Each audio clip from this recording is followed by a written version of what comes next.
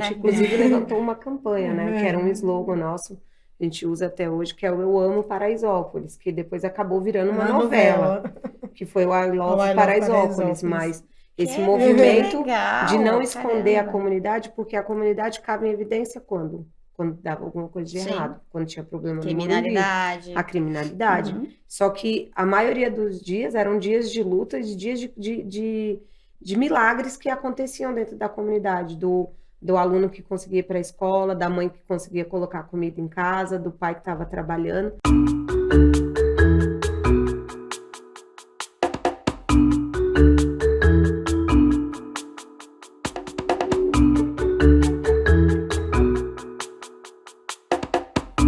E hoje no nosso divã, estou com, não uma, com duas líderes sociais maravilhosas, com a Elisandra, com a Ju, as duas que são fundadoras do Mãos de Maria, que é um projeto lindo de Paraisópolis. São líderes sociais, feministas, ativistas, movimentando uma mulherada maravilhosa, sempre falando que o lugar de mulher é onde ela quiser, isso não podia ter mais a ver comigo. A Elis ganhou o prêmio 2018 de Women Hunger Award, é isso? Stop Hunger. A pessoa errou. Stop Hunger Women Award.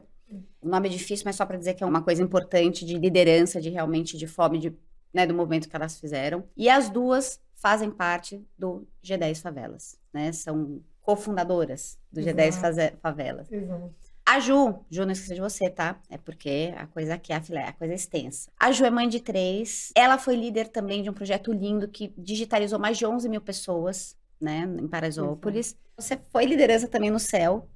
São projetos diferentes, né? São projetos diferentes. Eu fui presidente do Conselho Gestor do CEL por 8 anos. É isso. A Ju é muito engajada na área da educação na comunidade. Participa muito, ela é muito atuante. A gente começou muito cedo, né? Então, até na hora de fazer a mini bio, a Elisa, ele falou, ai, caramba, o que eu coloco aqui? É tanta coisa quando a gente vai olhar Não dá pra pôr mini bio, porque vai cortar o quê, gente? Porque tudo é líder. Porque mas a gente não colocou tudo lá, não. Vocês transformaram, e eu mal dei conta de falar de tanta coisa. Mas, bom, já vamos começar, porque assim, eu quero saber, desde o começo, como que foi. Você também tá em Paraisópolis, você nasceu em Paraisópolis. Você nasceu. Eu nasci em Paraisópolis.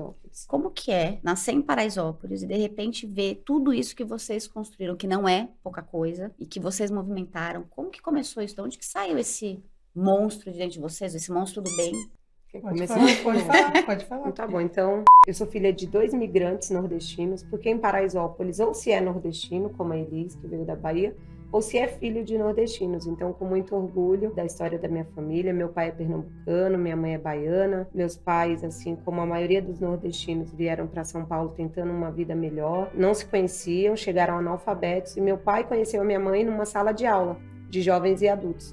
Então, quando a gente fala dessa história, a gente tem muito orgulho de falar que na hora que meu pai foi aprender a ler e escrever, e a minha mãe a mesma coisa, eles se conheceram e tiveram 3 filhos, eu sou a filha do meio. A gente já é fruto de uma oportunidade que os pais não tiveram. Então, meus pais sempre incentivaram muito que a gente tinha que ir para a escola e que tinha que estudar, e era na escola pública, mas estava tudo bem, era o melhor que eles podiam oferecer. Um sentimento de falar, olha, vocês estão tendo oportunidade, vocês precisam devolver essa oportunidade de alguma forma para a comunidade. Então, eu na minha escola tive a oportunidade de participar de um curso de inclusão digital. O Brasil ia passar pelo processo de inclusão digital, e a minha escola, através de uma parceria, recebeu uma sala de informática.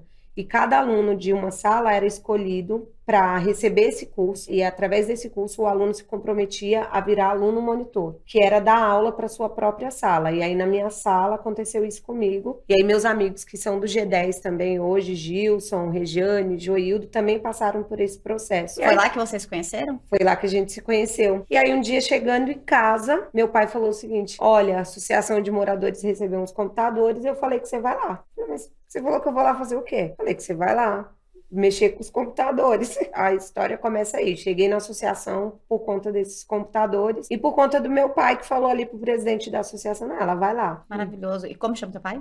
Meu pai se chama Luiz. Minha mãe se chama Anice. E o Luiz e a Anice, eles eram digitalizados nessa ocasião? Não. Não? Hoje eles são digitalizados? O meu pai, sim. Meu pai digitalizado assim. Ele mexe com o celular, consegue mandar mensagem de voz pra gente, essas coisas assim. Mas foi muito bacana. E eu cheguei na associação, ainda não era para ter o projeto de inclusão digital, não. Isso veio depois. Porque isso foi que ano, Ju? Isso foi em 2001. Pois é, porque assim, nessa época, né, A era ainda internet mais ainda era- difícil. Paraisópolis não tinha Era internet. muito difícil. Pois é. Paraisópolis não tinha internet. A gente passou a gente tem um time, né, que comanda o trabalho em Paraisópolis e através do G10 agora de forma nacional. E a gente se conheceu na época na escola mesmo, né? A gente estudou na mesma escola. Então foi uma geração muito boa. E a história dos pais da Juliana é muito parecida com a história de todos nós, assim, né? Eu sou baiana, filha do Ataíde, da dona Elisa. Minha mãe é de Paraná, tem uma história de vida muito, eu admiro muito e respeito muito. Ela, infelizmente, passou por muitas dificuldades, muita violência, foi torturada quando criança. Caramba. Teve que fugir de casa para não morrer. E desde de criança trabalhava em casa de família. Na época era muito comum grandes famílias pegar crianças assim por troca de alimento e um teto para dormir, né? E ela foi dessa forma. E numa dessas famílias, ela acabou indo para São Paulo. Meu pai começou a vir para São Paulo com 16 anos de idade, com meu avô, Alcebiades. Eles vinham uma temporada para trabalhar na construção civil, era período de seca. E aí eles trabalhavam na obra, juntavam dinheiro e voltava para a Bahia para poder investir o que tinha ganhado na construção civil, em plantação, em bichos, né, para criar galinha, porco e tal. Eles eram empreendedores, né? Meu pai fazia isso para poder ajudar o meu avô, né? E aí, numa dessas idas e vindas, ele conheceu a minha mãe, que estava trabalhando em casa de família, doméstica. Começaram a namorar, meu pai voltou para a Bahia e levou minha mãe junto. E aí a minha mãe ficou morando lá por 9 anos. A minha irmã mais velha, a Eliane, a Elisângela e eu nascemos em casa, na roça, não tinha hospital, nascemos com parteira. Caramba. A minha mãe, já com muita dificuldade, 9 anos na Bahia, ela pediu para o meu pai voltar para São Paulo para trabalhar, juntar um dinheiro para tentar conseguir ou alugar um lugar, né, ou construir um barraquinho para ela poder voltar com a gente, no caso, para São Paulo. Que lugar da Bahia que você está falando? Poções. Poções. Nesse percurso, meu pai veio para São Paulo, se instalou em Paraisópolis, ficou 3 meses trabalhando. E aí, depois de 3 meses, minha mãe estava grávida do Alex. Ela juntou a gente, vendeu... Quantos filhos tem tua mãe, senhora? Eu já vi uns 4. Somos em 5. Em 5 filhos, 3 mulheres e 2 homens. A Elisângela, que foi a segunda filha, ela nasceu com... A minha irmã, ela tem uma necessidade, né? Ela é deficiente intelectual, tem uma limitação. A Eliane acabou pegando rubéola, minha mãe estava gestante, ela também pegou rubéola, e a Elisângela, ela gerou e nasceu com rubéola. E aí teve uma má formação cerebral. Mas não tem nenhum tipo de deficiência física. Né? É intelectual. E aí a minha mãe veio com as 3 mulheres dela, né? Grávida do Alex. A gente desde sempre no mesmo lugar. Inclusive meus pais moram no mesmo endereço hoje, graças a Deus, na condição melhor. Paraisópolis desenvolveu muito. Elisa, posso te fazer uma pergunta? Pode. O teu pai já estava, né? Quando tua mãe veio grávida, ele já estava em Paraisópolis. Isso, 3 meses trabalhando. Tá. Eu sou uma pessoa que eu nasci numa condição privilegiada. Eu já trabalhei em Paraisópolis há muito tempo atrás. E eu tenho curiosidade, não é nem curiosidade, é um pouco da minha ignorância. Como que é uma pessoa que vem da Bahia, chegou em São Paulo? Por que foi parar? Assim, como que foi essa entrada em São Paulo? Como que é você buscar uma moradia numa comunidade? Por que vocês escolheram Paraisópolis? Porque tem outros Na lugares? época, meu pai ele começou a vir para essa região, próximo de Paraisópolis, muito por conta das obras. Estádio do Morumbi, Albert Einstein, condomínios que começavam a ser construídos, as mansões. Então, tinha muita mão de obra na época. Para os homens e para as mulheres também, porque trabalhavam nas casas. Exatamente. Né? Inclusive, a minha mãe conheceu meu pai, ela trabalhando no Brooklyn. Ela trabalhava de empregada doméstica numa família no Brooklyn. E eles se conheceram por conta de uma amizade em comum. Meu pai era amigo do João, que era casado com a tia Rita, que graças a Deus até hoje ela é viva, né? A tia Rita. Você fez assim, eu achei que a tia Rita já estava lá em cima. A tia Rita, ela quase matou, ó, que sorte. Não, graças a Deus ela tá Você tá viva. aqui conosco. O João também. A tia Rita acabou convidando, foi comemorar o aniversário, e aí convidou a minha mãe, porque ela trabalhava no mesmo condomínio que a minha mãe trabalhava, em uma outra casa de família, e aí ela convidou minha mãe para o aniversário e convidou meu pai para o aniversário. Eles se conheceram no aniversário em Paraisópolis. E você sabe que tem, não cortando a Elis, mas a gente até fez um estudo sobre a memória afetiva das pessoas. Porque, por exemplo, em Paraisópolis hoje, a família do meu pai migrou, assim, meu pai tem 14 irmãos. Os Caramba. 14 vieram para Paraisópolis. E o primeiro a chegar, na verdade, não foram eles, foi um irmão do meu avô. Ele veio para trabalhar na construção do estádio do Morumbi e já virou empreendedor. Montou que era o seu Luiz Caboclo, e ele montou várias casinhas, que eram quartos, que ele trazia a pessoa do Nordeste, empregava a pessoa pagava aluguel para ele. Ele já tinha um Airbnb. Exato, Na verdade, ele que fundou. Exatamente. Galera do Airbnb achou que tava E aí- bombando, mal sabia que já tinha sido inventado. Exatamente. Exatamente. E aí, até hoje, a cidade do meu pai, que é a cidade de Garanhuns, eles fizeram um estudo, porque as pessoas que migram de Garanhuns para São Paulo vêm para Paraisópolis. Então, você encontra lá muito pernambucano e muito baiano. E aí, quando você encontra muito pernambucano, é muito pernambucano de Garanhuns e região, porque é, de alguma forma, algum tipo de memória, algum tipo de laço de memória afetiva, de falar, Esse olha, caminho que foi eu tenho um construído. conhecido que foi e lá deu certo. E aí, legal. essa sua curiosidade, né? É muito assim. Meu pai, ele se alojou naquela região muito por conta das obras, das oportunidades de obra, ficava perto. E ele já tinha também conhecido pessoas, já tinha amigos, né? Então, ele não ficava tão desamparado. Como muitos, às vezes, de colegas dele que também vinham para trabalhar uma temporada, às vezes ficava meio solto, né? Uhum. E aí ficava até mais difícil para juntar um dinheiro para poder levar de volta para o Nordeste. E eu cresci, eu tenho uma memória assim da minha infância, minha casa, meu pai da família dele foi o primeiro a se alojar em Paraisópolis, então ele carregou consigo a missão de ajudar a família também. Então a gente se alojou primeiro e em seguida ele foi trazendo a família. Aí trouxe as irmãs com os maridos, os primos, os sobrinhos, e ele se encarregou de ensinar a profissão de pedreiro, pintor, gesseiro para os sobrinhos principalmente. Então eu tenho uma memória deu dentro de casa, meus primos e os meus tios dormindo no chão assim da cozinha. Eu acordava às vezes para usar o banheiro, para tomar uma água, e aí eu tinha que ir pulando. Certeza que ela já pisou em algum primo. Com certeza. Porque eles estavam passando a temporada, não tinha onde ficar, meu pai tinha que ensinar a profissão. Ou seja, né? o seu pai já era mentor. Já. Além de tudo, acolhia todo mundo, onde quer que Já. fosse. Minha casa Mas sempre muito o cheia. fruto não cai longe do pé, né, Não gente? cai, Vamos lá. né? No Não fim, cai. é um pouco sobre isso, né? Infelizmente, né, teve uns momentos de dificuldade, né? 5 filhos, uma especial, a minha mãe trabalhando de doméstica, meu pai, então teve períodos que ou minha mãe estava desempregada ou meu pai estava desempregado.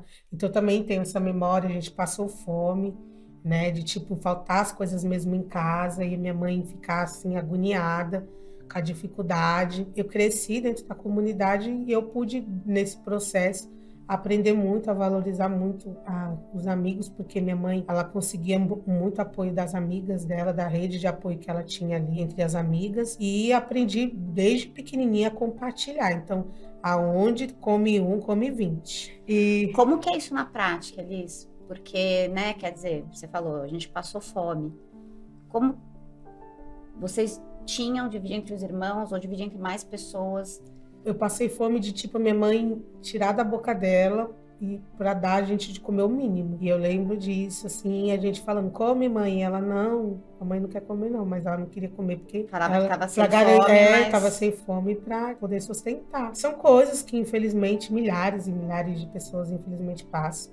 Essa realidade, queria poder falar que mudou, mas ao contrário, inclusive, acho que essa situação que a gente passou tem passado da pandemia, agravou ainda mais, né, o cenário, e é uma realidade, assim, mas fui criada num ambiente de muito amor, gente muito unido, minha família muito unida, cada um tem um seu jeito dentre os meus irmãos, mas a gente se gosta pra caramba, e na hora da dificuldade, a gente pode contar um com o outro, Isso é esse é um lindo. valor que a minha mãe ensinou. Ô, Ju, posso... Ô, Ju, Isso. você me corrige, por favor, Pode deixar. gente? Eu troco nome de filho, tá? Se serve de consolo.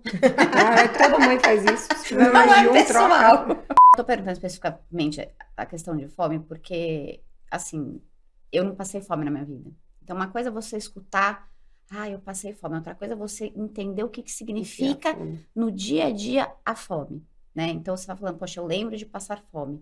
Você lembra com que idade essa memória que você tem? Eu lembro que, assim, não só eu, mas a gente ficava muito, a gente entendia, né? A minha mãe, ela sempre foi muito de conversar. E aí, por exemplo, tô com fome, não tem nada. Então a gente já, né? Então, eu lembro que a gente ficava muito assim, e a gente dependia, né, do pai e da mãe, né, do pai e da mãe. Então, foi muito assim. Mas você falava o quê quando ela falava isso? Você como criança? Eu ficava sem o que falar, eu não sabia. E eu ficava querendo chorar quando eu via que ela, por exemplo, deixava de comer para dar de comer para gente. Ela meio que se privava de comer para poder sobrar ou ela poder dar mais alimentação para gente. A gente acha que a gente engana nossos filhos, né? Ele não vai perceber. Eu falo que eu tô assim, percebe. eu tô E até aí eu emocionada. ficava, Só que não, Ele olha. percebe. Ó, E aí, mas também, assim, foram situações, eu acho que é importante não esquecer a nossa origem, né, o que a gente já passou, até para a gente também poder valorizar o que a gente conquista e saber aproveitar também as oportunidades, né? porque hoje o Mãos de Maria, ele passa muito por esse lugar da fome também. Você acha que isso teve conexão com a tua história específica de momentos que você própria passou fome? Ou tem mais a ver com o empreendedorismo em si? O Mãos de Maria hoje ele está muito voltado com o empreendedorismo, como acho que tem mais a ver com uma outra parte da minha história. Essa questão do empoderamento feminino, da mulher, da comunidade, da favela. E eu e a Juliana, a gente se identifica porque a gente é da comunidade. E somos as pessoas que deram certo, né? Porque é assim que as pessoas nos enxergam. A gente tem essa responsabilidade hoje também de inspirar outras mulheres. Eu vou perguntar uma coisa para a Ju. Te interromper um minutinho. Ju, o que é essas mulheres que deram? O que significa uma mulher que deu certo dentro da comunidade? É a mulher que empreende, é a mulher que está bem, conseguiu estudar, que consegue dar educação para os filhos, que as pessoas olham e falam, assim, uma coisa que deixa eu falar, nós temos essa responsabilidade, é até mesmo, por exemplo, dos nossos professores, que a gente tem conexão até hoje, e de olhar e falar assim, olha que orgulho de saber que eu tenho uma aluna que está fazendo isso, que participa de um podcast, que conta histórias boas, assim. A gente teve professores, inclusive durante a pandemia, ele falou, passei muitos anos da minha vida onde eu só ouvia falar dos meus alunos que deram errado. E eu estou muito emocionada de encontrar vocês aqui, porque toda vez que eu vejo uma matéria ou qualquer coisa de vocês, eu posso falar, esses foram os meus alunos e eles deram certo, e tem jeito, e tem como fazer, e tem como transformar. Então, é uma responsabilidade grande. Essa pessoa que se emociona. Mas é isso, e é de você olhar e também falar assim, olha, eu dei certo e você também pode dar certo. Acredita na tua história, ninguém nasce predestinado a nada, e eu acho que tanto eu como a Elis, a gente vem de origem muito humilde, mas de pais que sempre acreditaram na gente, né? Minha mãe era faxineira e minha mãe sempre falou, vocês podem ser o que vocês quiserem, vocês precisam estudar, porque o conhecimento ninguém vai tirar de vocês. Verdade. A minha mãe foi a primeira da família dela a conseguir terminar os estudos, e a minha mãe terminou os estudos estudando à noite. Já fazendo EJA.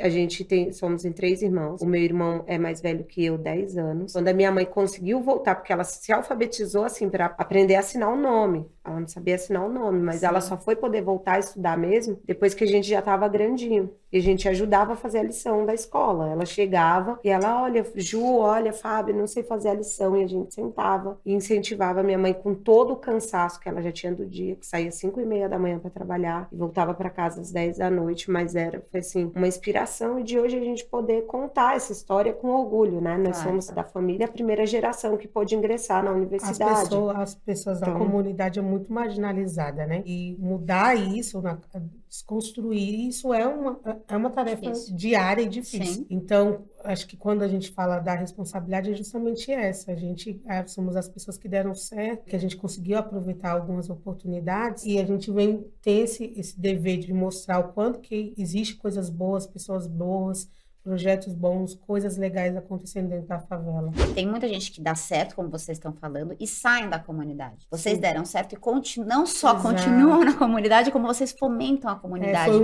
Foi um processo nosso de não esconder, né? De não esconder. A gente queria muito ter orgulho da nossa origem, da onde que a gente veio, o que que a gente faz. E aí a gente começou a fazer uma discussão dentro do nosso grupo, né? Que a gente queria poder falar que a gente era de Paraisópolis e sentir orgulho de ser de Paraisópolis. Então a gente passou por um processo de autoestima e a gente começou a ir em vários lugares, congressos, eventos, lugares que tinham um microfone aberto ao público, a gente se inscrevia propositalmente, né, para poder falar, mesmo que a gente às vezes a gente não entender do assunto, mas a gente ia lá, se inscrevia para falar, e aí a gente tinha por obrigação de falar que a gente era de Paraisópolis, e isso na época ajudou muito, porque as pessoas começaram a perceber que tinha um movimento ali acontecendo, de pessoas que estavam unidas para poder trazer melhorias, levar melhorias, né, transformar a comunidade. E eram os agentes. E a gente, inclusive, levantou uma campanha, né? Que era um slogan nosso, a gente usa até hoje, que é o Eu Amo Paraisópolis, que depois acabou virando uma novela, que foi o I Love Paraisópolis, mas esse movimento de não esconder a comunidade, porque a comunidade cabe em evidência quando dava alguma coisa de errado, quando tinha problema no Morumbi, a criminalidade. Só que a maioria dos dias eram dias de luta, dias de milagres que aconteciam dentro da comunidade, do aluno que conseguia ir para a escola, da mãe que conseguia colocar comida em casa, do pai que estava trabalhando, e isso ninguém sabia. Então a gente começou um movimento, que é isso que eles contou, de ir para os lugares e de terminar as falas com Eu Amo Paraisópolis. Literalmente botar a boca no trombone. Exatamente, de falar, olha, o que diferencia as nossas crianças das crianças que moram aqui do lado, que é no Morumbi, é a oportunidade. Se elas tiverem a oportunidade, elas vão se desenvolver. Eu falo assim para meus filhos, eu falo assim, sabe qual é a diferença de vocês e de outras crianças? Que vocês nasceram na minha barriga, só essa. Não tem mais nenhuma diferença. Exato. Zero, nenhuma diferença, se as oportunidades forem as mesmas, eles vão se desenvolver plenamente. Vão se desenvolver. E aí o Monge Maria, ele surge dentro da Associação das Mulheres de Paraisópolis. Eu só quero fazer uma pergunta, que vocês falaram de um grupo aí, adoro um grupo. Esse grupo é o quê? Era um WhatsApp ou era um grupo geral, assim? Não. Era um... O grupo, ele começa primeiro... através do Grêmio Estudantil. Através do Grêmio Estudantil. Dentro da escola. A gente essa começa... escola foi boa, hein? Que escola foi essa, gente? Teovina de Góes Marcosi. Maravilhoso, gente. Com essa escola só formou gente maravilhosa. Tem uma que até... Carla Thomas. Carla Thomas, às vezes ela falou que ela não sabia se ela sentia alegria ou se ela ficava... Professor se ela ficava brava, porque ela, no dia que ela deu a ideia de fundar esse Grêmio Estudantil, porque depois ela falou, depois eu tive que aguentar o rojão. Eu fui empoderar vocês, e aí vocês iam na minha sala e batiam na mesa. Maravilhoso. Quero transformar a escola, quero reunião. E a gente descia a todo momento. E a Carla, um beijo, maravilhosa. Carla, nem te conheço. Um beijo. Sabe por quê? Sabe por quê? Não, porque eu acho professor. Sabe que eu me emocionei aquela hora que você falou? Foi por conta do professor. Porque eu acho uma puta sacanagem que um professor não é valorizado, ganha mal. Só que quem é professor porque tem um outro bichinho. O cara fica feliz de formar. Então, mesmo ganhando mal, quando ele vê, porque a maioria ganha mal, é uma realidade. Quando ele vê alguém que deu certo, que ele sente, cara, que ele ajudou um pouquinho, aquilo é o pagamento dele. Principalmente a escola pública, né? O ensino ainda é muito sucateado, né? Escola pública e os costuma ser muito sucateada também, exatamente. Né? Aí você imagina para um professor com uma sala de 45, 50 alunos, aí você poder ter exemplos de outros alunos assim que conseguiram aproveitar as oportunidades até para inspirar e motivar os outros companheiros, né? Olha aí.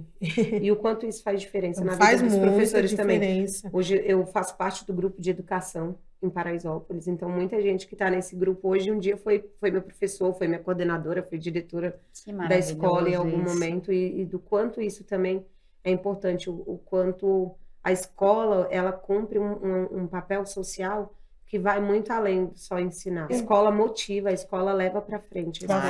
Então, quando você tem bons professores que acreditam no que estão fazendo, que eu acho que foi muito do que aconteceu com a gente, transforma a vida dos alunos. Pega um curso de... Porque quando a gente ganhou esse curso de informática, a gente achou que podia mudar o mundo. Por exemplo, cheguei na associação... Vocês estão mudando, vocês estavam certas. Eu cheguei na associação de moradores. O que vocês vão fazer com esses computadores? O problema...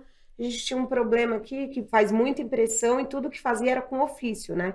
Então, precisava pedir uma asfalto, era ofício. Não, instalei os computadores, aí falei, então eu vou vir fazer os ofícios para vocês não precisam mais pagar ninguém para fazer. Todo dia eu venho, uma hora que por dia digito o ofício. No outro dia eu cheguei e falei, vocês têm e-mail? Não, então vamos criar um e-mail para a associação. Aí criou o e-mail. E aí daqui a pouquinho, porque um pouco para frente, vem o Gils, que era presidente do Grêmio da escola onde eu estava, para ter um espaço na associação de moradores, e o Gils também estava dando aula de informática em um outro espaço. E a gente passava o dia inteiro dando aula, porque, pra você ter ideia, quando a gente conseguiu inaugurar esse telecentro, era tão precário, não tinha nada em Paraisópolis, que veio o prefeito e governador para inaugurar esse espaço. E no primeiro dia, 3.000 pessoas se inscreveram para fazer o curso. Aquela febre, todo mundo querendo mexer. Um curso básico de informática. Depois veio a febre do Orkut. O ápice dele era, a última aula era criação de e-mail entrar no bate-papo da UOL. Gente, Que isso era a muita gente nem formação. sabe, isso era A formatura. A formatura era isso, o Jesus. último dia, era o ápice, ensinar a usar um disquete. Como Não, salvar hoje foto, estava documento, frito, hoje né? é. disquete. E assim, Hoje, quando você aprendeu o negócio, já formava mudou gente tudo. de dia à noite. A Era assim, educação é sem das sombra 9 de da manhã às dúvida 6 da base. tarde. O que era das 9 da manhã às 6 da tarde? Um curso de informática a gente tinha de 1 em 1 hora turmas, Tá. das 9 da manhã às 6 da tarde. E a E era gente não se parar. reunia depois das 18 horas, por quê? Porque era o horário que aí vinha o Gilson, a Regiane, a Elis, todo mundo, e que o telecentro estava fechado, que a gente podia usar os computadores E para aí a fazer gente relação. fazia as nossas coisas. Aí fazia as coisas, a gente As se reunia, coisas, tirava as demandas. e fazia as Então nossas vamos mandar coisas. e-mail para os amigos do Morumbi, vamos mandar e-mail para o governo, vamos... Aí Fazer começamos a descobrir- ofício, vamos fazer... Aí a gente começou a descobrir o seguinte, que a gente tinha acesso à agenda de prefeito e de governador e que tinha acesso... Aí, Danói, ninguém segurou E aí que vocês. tinha, Ninguém mais ninguém segurou. segurava mais. Aí tinha, por exemplo, inscrição para o Conselho Gestor de Saúde. Gente, se inscreve para o Conselho Gestor de Saúde. Inscrição para o Conselho de Juventude, se inscreve. Conselho de Habitação, se inscreve. A gente entrou em conselho de tudo quanto é coisa. Quem nessa que era a cidade. gente? Eu, Gilson, Regiane, Elisandra. Joildo, o grupo, que hoje é o Luzia. G10 Favelas. Tá bom. É Agora isso. sim, porque eu tô vendo que vocês têm uma história que se entrelaça, né? Então Virou as duas família, né? tiveram uma Virou educação Difícil. eu ia falar diferenciada. Sim. Diferenciada no sentido que serviu de inspiração pra vocês, né? Pelo que Sim. vocês estão falando, dos professores. Os pais apoiaram vocês, porque isso não é uma coisa que sempre acontece, né? Então acho que isso vocês trouxeram na história de vocês. São mulheres fazedoras, porque no fim, né, a gente... Vocês foram cavando, parece que um terreno que nem minhoca, foi tirando a terra e Mas foi olha, entrando. Tati, isso é comum, viu? Ah, Essa coisa na comunidade de ser Então fazedora... vocês são super normal. Isso Gente, é então eu muito quero comum. a comunidade aqui. Isso que a vocês... gente desenvolve conforme a necessidade. É a necessidade. Então, assim, muitas vezes a Você gente... tem razão. Isso é a necessidade. Se você tá ali numa situação, você não tem o que fazer, você A gente vai só ter que fazer. Qual o instrumento que você tem para furar a bolha? Então- o instrumento era a voz. Então, Então a gente tinha que usar Tinha que se meter a e voz, tinha fazer. que se meter, porque não tinha outra forma das pessoas nos ouvirem, a gente também não queria ser ouvido de outra forma. Então Agora, a gente usava o que a gente tinha, a nossa ferramenta era a nossa voz. Eu sei que vocês, né, que claro que a necessidade faz a pessoa fazer, mas eu conheço algumas pessoas que têm bastante necessidade e que são baita de uns acomodados, que depende do tio, do sobrinho, aí Sim. pede pro outro ir trabalhar e não sei o que Tem. lá. Então, assim, Acho que no sem nosso dúvida caso que a é necessidade, ela empurra você, mas vocês têm um puta de um mérito, sim, de ter, não só ser fazedora, mas fazerem com que outras Eu pessoas acho, entrem que, nesse eu ramo. acho que a consciência, ela veio muito cedo ainda na escola. Eu mesmo, por exemplo, eu me reconheço liderança quando eu me tornei presidente do Grêmio Estudantil da escola, né? E foi num momento assim que quando eu tenho a oportunidade de dar uma palestra, eu conto isso. Foi a primeira rasteira que a vida me deu. Não foi Elisandra passar fome quando era criança. Uhum. Mas eu cheguei na escola, minha mãe me estimulando muito os estudos, e isso me fez sonhar com a faculdade. Eu queria fazer a faculdade. E aí eu peguei com uma amiga minha, a Gabi, e a gente se inscreveu para prestar a FUVEST. A gente não passou da primeira fase. E isso me doeu muito. Muito, muito, muito. Porque quando eu não passei da primeira fase da FUVEST, eu lembro que eu, muito inocente, acho que fora ainda da minha realidade, cheguei na minha mãe e falei: mãe, eu quero muito fazer a faculdade. Paga a minha faculdade. E a minha mãe virou assim para mim e falou assim: filha, como que a mãe e o pai vai pagar sua faculdade com salário de doméstica, seu pai de pedreiro, a gente com tanto problema em casa? Mãe, não tem como pagar. E aquilo me doeu muito, porque assim, eu era muito boa aluna. Eu não faltava. Eu era presidente do Grêmio Estudantil. Eu participava de tudo. E aí é onde eu também costumo desconstruir o discurso da meritocracia, que eu não acredito nesse discurso. Também Eu não. queria muito, eu aproveitei as oportunidades que a minha mãe me deu e que a vida me deram. Eu estudei muito, só que não era o melhor ensino. Né?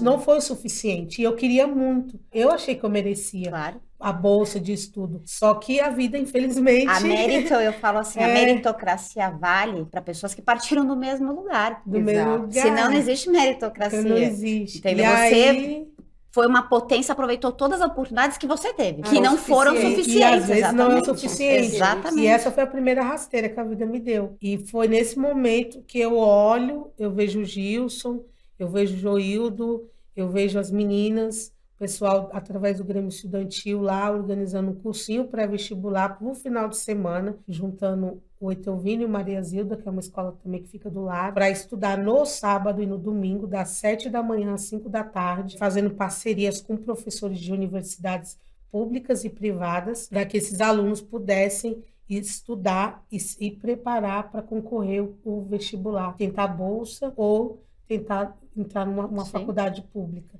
E aí foi quando eu entrei, fiz o cursinho, o melhor da história que eu consegui. Entrei na faculdade, eu fui a primeira da família a entrar na universidade. Isso significou muito para minha mãe e para meu pai, para minha irmã mais velha também. Não pensa nisso, não, isso é bobagem, não, isso daí não é pra gente, não, porque eu escuto esse discurso, mesmo que não faça parte da minha realidade, tá? Ah, não faz isso, não, isso é bobagem, não dá pra pagar. Não, quando você vê que você pôde, se a Elis pôde, a gente pode também, Exato. Por que não? Exato. E eu acho que é isso que as pessoas veem também muitas vezes na gente, nas mulheres principalmente. Olha para Juliana é uma mulher que tem uma profissão, é uma liderança comunitária, tá dentro da comunidade, engajada, mãe de 3 filhos. A vida dela é comum, as histórias se repetem. E quando as pessoas olham para ela, olham para mim, falam assim, se a Elisandra e a Juliana conseguiram, eu também consigo. Porque elas passaram pela mesma situação, elas vivem no mesmo lugar que eu, elas frequentam os mesmos lugares que eu frequento. Então, assim, se elas conseguiram, eu também consigo. E eu acho que é essa força que a mulher periférica ela tem,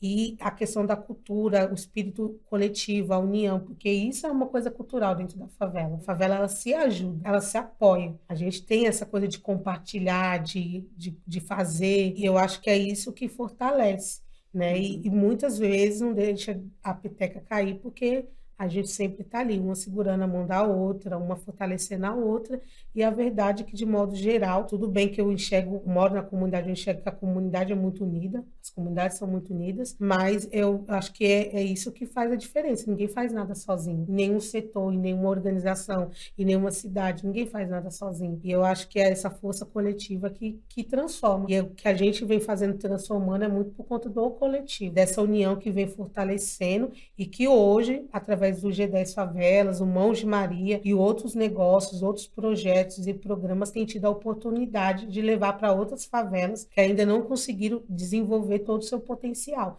mas que com certeza tem potencial lá. A gente tem que acreditar. Ainda bem que vocês existem, né? Porque esse tipo de exemplo só poderia ser dado por alguém que está dentro, porque é muito difícil. Imagina, eu chego lá, eu não passei pelo que vocês passaram, eu não tenho a mesma história, eu acho que a história ela é muito poderosa.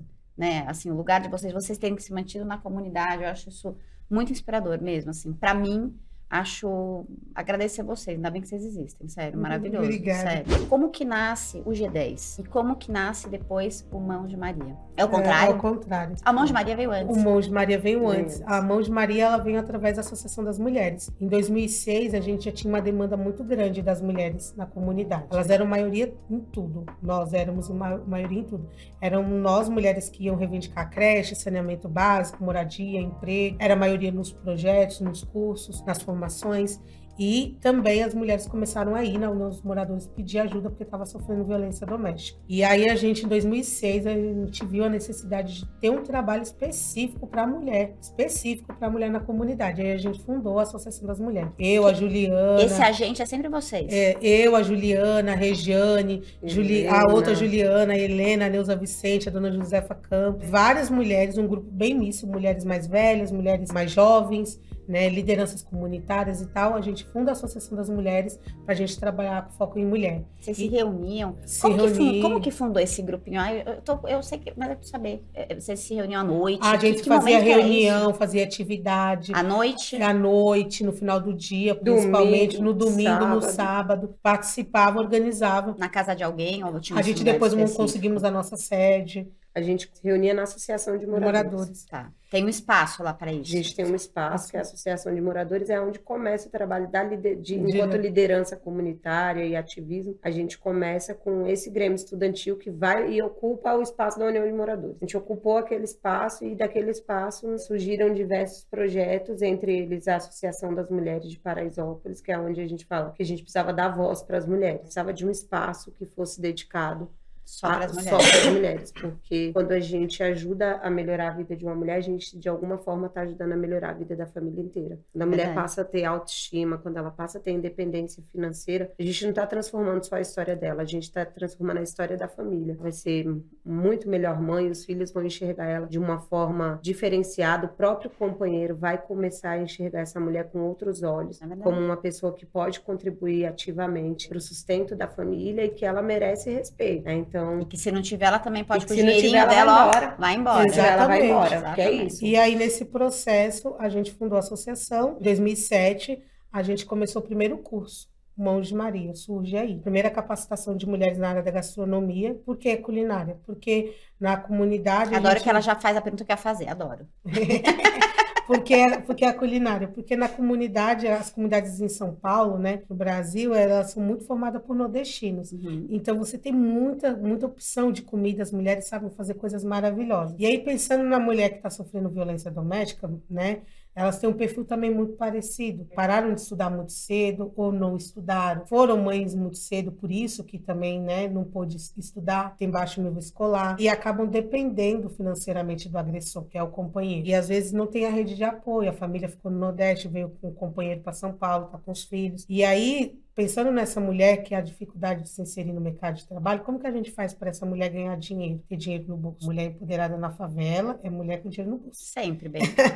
Pode falar o que for. Sem dinheiro não tem isso. Não tem empoderamento feminino na favela se a mulher não tiver dinheiro no bolso. A gente pensa na comida nesse sentido, para que a mulher pudesse se tornar uma boa boleira, uma boa salgadeira. Sem sair de casa, né? Podendo colocar uma plaquinha na porta de casa. Uma ferramenta, a gente precisava, né, de algo que ela começar a aceitar, palpável para elas, pegar, né, encomenda para poder começar a gerar renda. Isso deu muito certo. O curso ficou muito conhecido. O nome ficou Mãos de Maria, porque a primeira turma, mais da metade das mulheres tinham Maria no nome. Eu já ia fazer essa pergunta também. E também a gente escolheu, ficou com o nome Mãos de Maria também por conta disso. Quem não se chama Maria tem uma Maria especial na família. Conhece uma Maria porreta. Porque a Maria representa todas nós, né? Se a gente não for levar por um lado religioso, talvez a Maria tenha sido a primeira mãe solo. Que lindo. Né? Então, eu acho que tem toda essa coisa da força, que é ser Maria, né? A gente já capacitou ao longo dos anos aí agora a gente acabou de completar o número de 4.780 mulheres capacitadas. O que é capacitadas? Porque você falou que elas já sabiam cozinhar, muitas delas. Isso. É você lapidar, chocolataria, panificação, curso de doces e salgados, pratos típicos brasileiros, produção de marmitas. Você tem gestão financeira? Exato. Exato, também. Então, o curso não é só como produzir, mas como vender. Então, precificar, como se tornar uma pequena empreendedora, como se formalizar, onde buscar apoio, porque hoje existem alguns fundos de investimento para ajudar essas mulheres a empreender. Então, a gente tem toda a parte... Agora eu preciso falar, porque a minha marca, cada par que a gente vende, seu pilar de marca, a gente doa para o fundo, volta por cima, que é de empreendedoras da periferia. Exato. Isso é muito bom. Então, isso é pilar de marca. Enquanto eu existir, a gente vai... Porque às vezes é para a mulher que está na comunidade, ela poder empreender, ela não precisa de muito. Às vezes ela precisa de alguém mesmo que acredite, que apoie. Às vezes ela precisa de R$200, às vezes para começar um negócio, né, produzir. Ou quando o negócio daqueles pedalas, né? Porque a gente, é impossível um negócio que só dá certo, né? E aí quando... tá vindo bem, pum, leva um tombo, se não tem um dinheirinho lá para se recuperar, quebra. É muito fácil quebrar. E aí a gente veio fazendo capacitação, os parceiros, as organizações começou a pedir, perguntar por que a gente não oferecia o serviço de buffet. E aí a gente começou a oferecer o serviço de buffet enquanto Associação das Mulheres. Aonde era esse buffet? As pessoas nos contratavam, então a gente prestava... tá, não era vocês iam fazer buffet. Isso, a gente fazia o serviço de buffet, coffee break, brunch, almoço. Na comunidade ou fora? Na comunidade, começamos dentro da comunidade, atendendo as organizações locais, e aí depois a gente começou a ter contratação de fora. E deu muito certo, ajudou a manter a entidade. e ajudou a gente a remunerar as mulheres, que foi uma outra experiência bacana que a gente viveu, que era também de gerar oportunidade, né? De pagar as mulheres, né? Contratar as mulheres que a gente capacitou para prestar o serviço. Porque a capacitação era gratuita. Gratuita. E quem pagava vocês para capacitar? A gente conseguia parceiros. Ah. Parceiros para patrocinar a capacitação. Ainda hoje, quando a gente busca as parcerias, porque Ou seja, se quiser uma parceria, já está aqui, Mãos de Maria. Inclusive o parceiro, por exemplo, a gente acabou de fazer com um parceiro, o grupo IGPA, que a gente qualificar mulheres para um curso chamado Mãos na Massa, Panificação e Confeitaria. No final, elas têm a oportunidade de ingressar no quadro de funcionários deles. Do Então, Grupo hoje Produção. o mercado, ele precisa de mão de obra qualificada. Tem um monte de gente nesse país precisando trabalhar, que às vezes não tem uma qualificação mínima. Então, eu não sei ser um auxiliar de cozinha. E hoje o mercado, ele exige que você já chegue pronto. Preparado. Ele não tem tempo de preparar. E hoje a gente faz isso. Então, por exemplo, se eu sou uma empresa, eu posso contratar vocês para qualificarem candidatos para minha empresa. Sim. É isso? Essa área de alimento pode chamar Mãos de Maria. Ou ainda tem aquela história de aprendiz também, né? De jovem baristas. aprendiz. Isso. A gente vai fazer um curso agora também voltado para uma empresa que é de baristas, é uma experiência nova. Como chama a empresa? Nestlé. Não tem que falar, gente, que a Nestlé, empresa está contratando, a gente tem que fazer propaganda. Nestlé. Quem está Então, fortalecendo o projeto e aí, legal? qual que é o foco? É que no final eles já sejam empregados por esses cafés deles. Que então, legal. é um curso rápido para colocar o jovem, esse é voltado para jovem no mercado de trabalho. E aí o Mãos de Maria, ele surge assim. Em 2017, ele se torna um negócio de impacto social. A gente inaugura a Horta na laje mais famosa de Paraisópolis, que fica na sede da União dos Moradores. E lá a gente monta a nossa operação do restaurante. Então lá tem um bistrô, onde a gente faz a feijoada das Marias. É nesse que a gente vai na feijoada? Exatamente. É Eu já estou me convidando, eu irei. Convidadíssima. Tomar minha caipirinha. Esse que a gente faz a feijoada das Marias, a gente abre para almoço, recebe grupos e pessoas de todo lugar do mundo que você possa imaginar. Tem uma horta em vasos, tudo orgânico, a gente leva as coisas para a cozinha. Uma parte a gente também doa para as famílias que fazem oficina de cultivo e plantio. E aí a gente vira um negócio mesmo. Hoje a gente está com 4 cozinhas, né, Ju? Exato. Teve um processo até chegar nessas 4 cozinhas e a pandemia ela foi um divisor de águas pra gente. Onde a gente poderia ter escolhido ficar em casa e acabar com Mãos de Maria, porque ele ia quebrar. Ia quebrar. Mas a gente descobriu muito rápido que não tinha home office para liderança comunitária. E aí eu tava falando com aquele mocinho ali, o Jeff, que é o nosso anjo também, tá? Você tem que dividir o anjo. Sempre, gente. Quem quiser hoje pra cima não entendeu nada nessa vida. Ó, gente do bem reúne gente do bem. É verdade. Aquela fala da Bruna Marquezine, na entrevista, que ela fala Sei assim, qual é, Deus não une pessoas, Deus une propósitos, é verdade.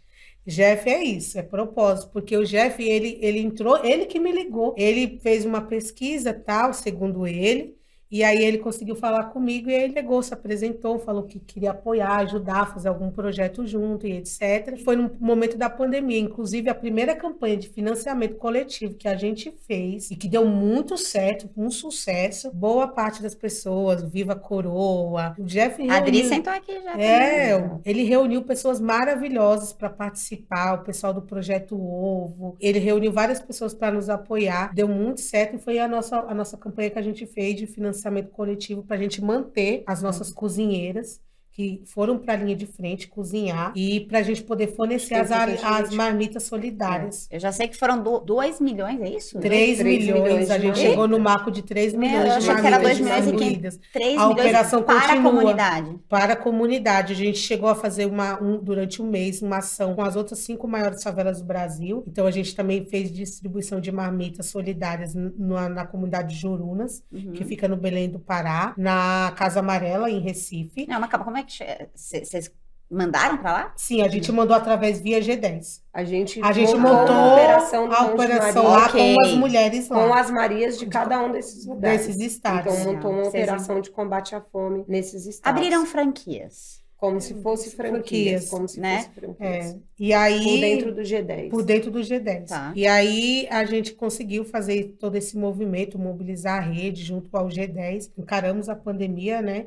Acolhendo, porque é uma coisa que é um fato, né? A gente tem que falar isso. Às vezes a gente acha que a fome, ela tá lá na África. Tá lá na África também. Claro. Mas ela tá do nosso lado aqui no Brasil. Ela tá em milhões de lados, e a pandemia colocou isso, assim, escancarado. E a fome no Brasil hoje, ela tem cara, ela tem CEP, ela tem gênero. Ela está na favela, ela é preta, ela é parda e ela é mulher, na sua grande maioria. Então, a gente vem fazendo esse trabalho, né, desde o início da pandemia, desde o dia 19 de março de 2020, com esse apoio e tal, a gente teve toda a ajuda, o suporte do Jeff, de toda a rede de amigos dele, que ele colocou também para nos ajudar e nos apoiar. Jeff, vem aqui um pouco, ele nunca quer vir, vocês podem convencer? Você pode só vir aqui dar um oi? Pode, Só por um favor. pouquinho. Só pra vocês saberem que ele nunca veio, tá? A cara dele, Vem cá, um segundinho. Eu vou te Ó, beliscar. senta aqui pertinho delas. Vem cá. Por favor. Não, gente, a pessoa que mobilizou, fez tudo isso, não vai aparecer? E ainda bonito desse jeito? Ai, que honra! Oi! E é o Oi, querido. Oi. E aí a gente... Ó, Sou eu. toda vez que você é um Jeff, essa pessoa, o Jeff Arias, que tem um coração A gente maravilhoso, ama. que ele não é só um anjo, ele é um homem lindo, inteligente, caridoso, que une propósito, que movimenta, né, energia empreendedora, e que por isso que eu sempre tô assim Eu com ele, falo ó, assim, do meu lado, mesmo que ele não queira aparecer. Ele tá sempre Tati, aqui. eu falo assim, o Jeff é gente boa. Muito. É gente boa demais, que belíssima. lindo, obrigado. Eu devo estar muito vermelho no vídeo, Não né? tá, o boné tá fazendo um certo... Muito obrigado, fico muito feliz, mas eu sou só a ponte. Quem brilha são vocês, né? Vocês que são o brilho e a força motriz, Mas né? o que seria da gente sem Tati, ponte? vocês. É, a gente Eu precisa das faço as pontes pontes. para atravessar, né? Sem ponte, bem, fica um do Ninguém cada lado atravessa. fazendo coisa A gente nenhuma. fica preso na bolha, Não é? né? Exatamente. E aí a gente fez as campanhas, deram muito certo junto ao G10. Ele foi fundado em 2019, antes da pandemia. Ele é um grupo que reúne as 10 maiores favelas do Brasil e tem essas lideranças que compõem das favelas, né? A diretoria, né? Quais são as 10 maiores favelas do Brasil? A Sol Nascente, Distrito Federal, né? Casa Amarela, que fica em Pernambuco, Coroadinho, Maranhão, Jurunas, Belém do Pará, Paraisópolis, Heliópolis, São Paulo, Morro do Alemão. Morro do Alemão, Rio de Janeiro. Foi uma pesquisa que saiu falando sobre as 10 favelas que mais movimentavam o PIB brasileiro. Uma pesquisa que mostrava sobre o consumo Uma nas pesquisa favelas. feita pelo Outdoor Social. Pelo Outdoor Social, e aí o nome é G10, porque fazendo uma alusão ao G7, né? Então, se tem o Se Bloco tem dos Países dos Ricos, países também ricos, tem tem o o bloco das das favelas favelas ricas. ricas, de falar que às vezes a Caramba. solução está na própria favela, às vezes está em consumir dentro da favela, em você potencializar o comércio local, E de E você- produzir pra favela também, e de né? produzir para a favela, e que É tem a muita missão gente do na G10. favela que consome, que às vezes não consome porque não tem oportunidade de consumir. Mas se tiver Sim. o produto lá dentro, vai consumir. E aí a gente reuniu essas favelas, primeiro com E- esse propósito, e a pandemia traz para o G10 um novo formato, que era, a gente estava falando de favela rica, de favela empoderada, e de E a repente favela sem água, e sem de repente comida. o Covid dá uma sem álcool rasteira em em gel. todo mundo, que foi o que eu estava falando, que foi enquanto lideranças comunitárias, a gente em 24 horas descobriu o seguinte: não tem home office para a gente, ou a gente volta, se reúne, põe a mão na massa Uhum. e vamos começar a falar que máscara e álcool em gel, que está falando na televisão, dentro da periferia é artigo de luxo. Uhum. Porque a pessoa hoje não tem o que comer, a pessoa não tem água na torneira a partir das 8 horas da noite. Como a gente vai falar para essa pessoa ficar em casa de máscara e usando álcool se ela não tem o básico para E sobreviver? com distanciamento social. E com distanciamento caso- social. Então, a gente volta para a Associação de Moradores no dia 17 de março, e dali a gente tira 12 iniciativas, começa com os presidentes de rua, porque primeiro a gente falava, nós somos um grupo de 15 pessoas, como é que a gente Vai vai... cobrir uma Como é que a comunidade gente de vai mais de como- 100 mil Porque habitantes. a gente não sabia como ia ser a mobilidade, a gente pode andar, não pode andar, vai ter restrição, assim, Uhum. foi aquela loucura que a nossa geração vivenciou. Então a gente fala, não, a gente precisa fazer os presidentes de rua. O que era o presidente de rua? Era um morador saudável, que não tivesse em risco, que se candidatasse a cuidar de 50 pessoas ao seu redor. Então ele ia mapear os vizinhos, e aí daqueles vizinhos, quem é idoso, quem tá passando fome, quem precisa de remédio, quem precisa de álcool, quem precisa de máscara, quem não tem nada para comer. E a gente faz um chamamento na comunidade, no primeiro dia apareceram mais de 500 pessoas.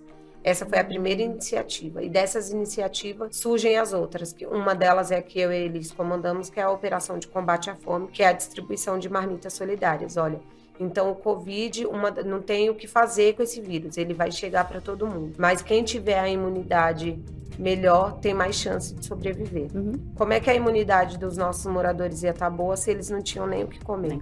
Então, peraí, então vamos produzir marmitas, e vamos contar para os amigos, os que a gente ainda nem conhecia, mas que apareceram no nosso caminho, porque isso é uma questão de unir propósito. Que a gente vai fazer marmita solidária e que tem muita gente precisando dessas marmitas. Eu vou dizer que eu escutei falar de vocês pelo Jeff, eu escutei falar de vocês pela Renata e pela Cissa da Viva. Ganhei panetone de vocês. A Renata e a Cissa elas são maravilhosas. Elas são o Jeff, assim. E elas são também, elas são minha assessoria de imprensa também. Então, assim, que bacana. É essa rede que a gente, Um beijo, fala. É sabe? isso que eu falei, propósito. Reúne junto, meninas. todo mundo. A gente tem que reunir na feijoada, tem que falar desse ano pra Elisandra. Olha, eu e a várias Juliana, vezes. a gente tem assim, muito que quer agradecer. muito fazer um jantar das Nossa, a Marias gente tem muito que agradecer, pra vocês, muito, assim. muito. Porque, assim, até hoje a gente, inclusive, tem que agradecer. Hoje a gente continua com a operação das marmitas solidárias. A gente, através do G10, a gente está com 4 cozinhas espalhadas, né? Montamos uma cozinha em Heliópolis, Mãos de Maria em Heliópolis, no mesmo formato. Então, lá tem o bistrô, tem a feijoada na laje, tem a cozinha para impactar as mulheres através da capacitação, tem a horta também. E em Teresópolis, em Minas Gerais, na cidade de Betim, também no mesmo formato. E em Paraisópolis, duas cozinhas, que a gente só tinha uma, né? Só tinha uma. E, assim, hoje a gente continua com a operação mais reduzida, porque as doações estão mais difíceis agora, e não é uma operação barata. Pessoal, tá difícil a né? doação. Fica a Não dica. é fácil fazer, mas até hoje a gente conta, assim, com muita gente do bem, porque, assim, hoje a gente tá com muita dificuldade, principalmente com a proteína, né, Ju? E sempre tem um filho de Deus que, assim, às vezes não tem a carne, a proteína pro dia seguinte, aí aparece alguém, liga e fala assim, olha, eu vou mandar 100 quilos de carne, vou mandar, não sei, Legal. e é isso que faz a diferença, Exato. né? Tati, o E que a eu acho gente incrível eu ia é perguntar o que você ia que falar. essas duas são criadoras de tecnologias sociais. Eu acho isso muito poderoso, assim. Paraisópolis é um celeiro de tecnologia social e é muito potente. Então, o exercício que elas fizeram na pandemia é um exercício que o governo não soube fazer. Uhum. Elas souberam ali criar, né, junto com o G10, tecnologias sociais que foram fundamentais para manter a vida de pessoas daquela comunidade. E elas conseguiram expandir isso para outras favelas, para outros territórios. Isso é uma coisa fabulosa, importantíssima, vital. Com essa fala, eu encerro minha participação. Mas você fica aí.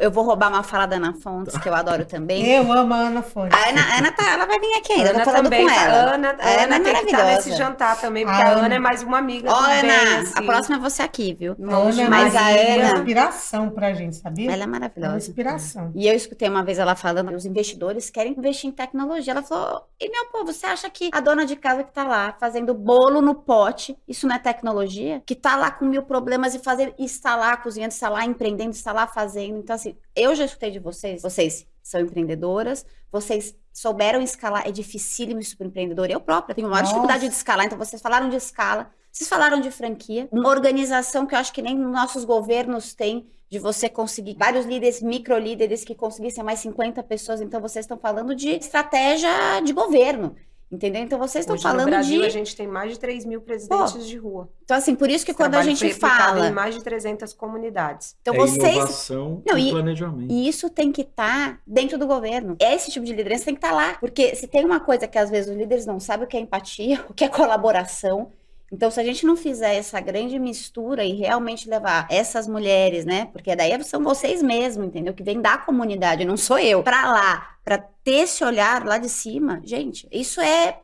Acho É que a ouro grande, pra mudança. A grande potência é você criar esse tipo de tecnologia social com inovação, a partir Inovar. da inovação que vocês trazem com conhecimento do território, e isso tem a potência de se tornar política pública. Exatamente. Né? O grande vacilo é o poder público não entender que está aí a solução. E eu acho né? que o grande nesse diferencial é lugar. você colocar o próprio morador como protagonista nesse processo de Claro. transformação. É quem tá vivendo. E eu acho que essa foi a nossa maior inovação dentro do G10, porque a gente sempre teve o morador presidente de rua, as mulheres moradoras cozinhando, a gente criando essa gestão, essa logística de como que a gente vai distribuir a marmita, de como que a gente vai fazer chegar a cesta básica, o álcool em gel e tudo mais. E isso foi o que salvou Paraisópolis, fazendo Paraisópolis chamar a atenção do mundo. Saiu no Washington Post, New York Times, Jornal do Japão, na Alemanha, na Espanha, e assim, virou exemplo. Ganhou o prêmio da Folha de mitigação à Covid-19, e é isso que tem feito a diferença, assim. A gente tem um slogan que a gente fala, empreender é de favela. As favelas é um hub de inovação, de criatividade. Tinha uma época que vinha muita coisa de fora para dentro da favela. É muito bom aprender, mas hoje as favelas no Brasil, ela tem muito mais a ensinar. A gente tem troca muito, tem que ser mútua, né? Tem que ser mútua, mas hoje as favelas têm muito mais a ensinar. As dificuldades são inúmeras, os desafios são grandes. E isso nos obriga a inovar o tempo inteiro, a criar produtos e serviços que hoje muitas grandes empresas não nos dão acesso por uma questão da marginalização da periferia, da favela. E hoje a gente está tendo a oportunidade, através do G10, de mostrar que é possível sim. A gente cria Mãos de Maria para isso, a gente tem o Emprega Comunidades para isso, que é o LinkedIn da favela, o Costurando Sonhos, que é criando moda dentro da favela e levando para o mundo. A gente tem o Favela Brasil Express e vários outros negócios que estão lá, o Revitaliza, o Assessora Comunidades, essa área da construção civil, e são iniciativas que elas surgem dentro da favela, são negócios dentro da favela, mas que não é só para ficar na favela, é serviço de qualidade. Eu já estou querendo aprender. Com pessoas Se vocês quiserem fazer alguma coisa, eu quero me inscrever. Porque... Com pessoas profissionais, pessoas que têm histórias de vida, uma experiência grande, e que hoje a gente quer levar e estamos levando para o Brasil. Gente, maravilhoso. We love Paraisópolis. Não, we love. We love.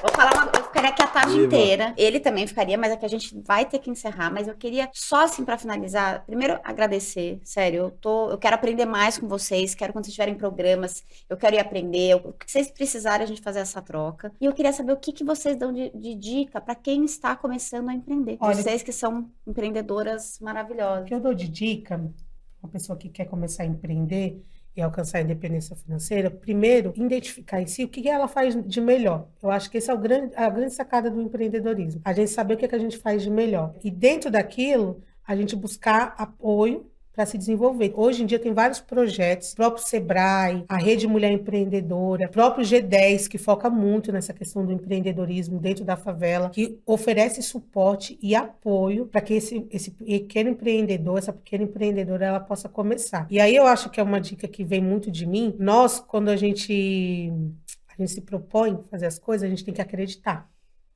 Então, a minha dica é acreditar no seu sonho, ser a principal patrocinadora do seu sonho. Empreender não é mil maravilhas, principalmente para quem empreende dentro da favela. Os desafios são inúmeros. A gente tem que lidar com muitos preconceitos, né, para poder emplacar, conseguir mercado, conseguir montar a carteira de clientes.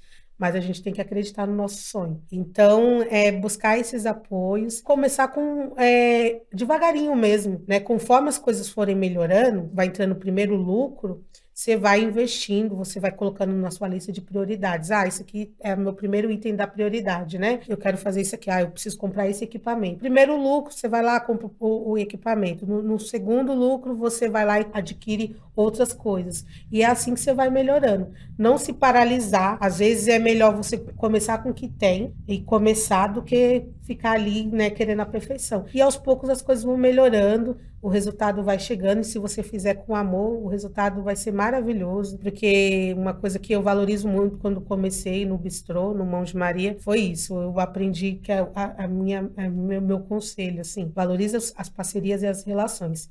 As relações, elas valem mais do que dinheiro, né? Empreender não é dinheiro, é pessoas. Então, valorize as suas relações, porque as relações, elas valem mais do que dinheiro. Se eu e a Juliana, a gente não tivesse amigos que segurasse a peteca, a bomba junto com a gente, o Mãos de Maria não seria hoje o que ele é hoje. E ele tem potencial para ser muito mais do que ele é. E é isso que a gente tem buscado. E vai ser.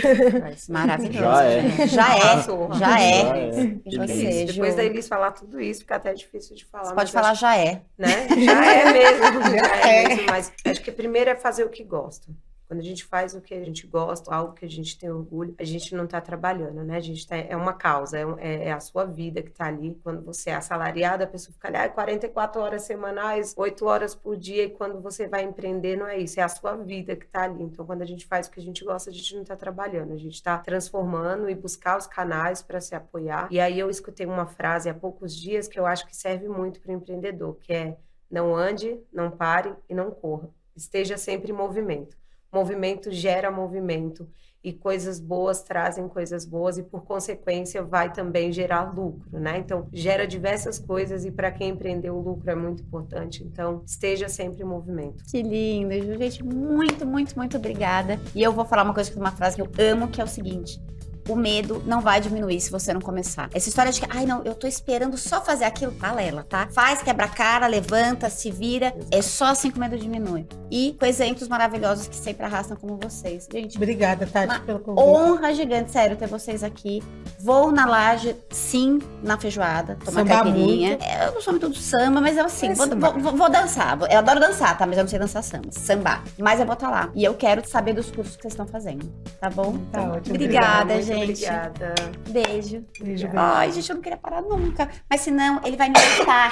Porque já tem uma pessoa aí na porta esperando pra entrar e eu queria continuar aqui porque vocês são muito maravilhosas. Obrigada, viu, Tati? Adorei. Obrigada a vocês, Obrigada. Gente, adorou. Que delícia.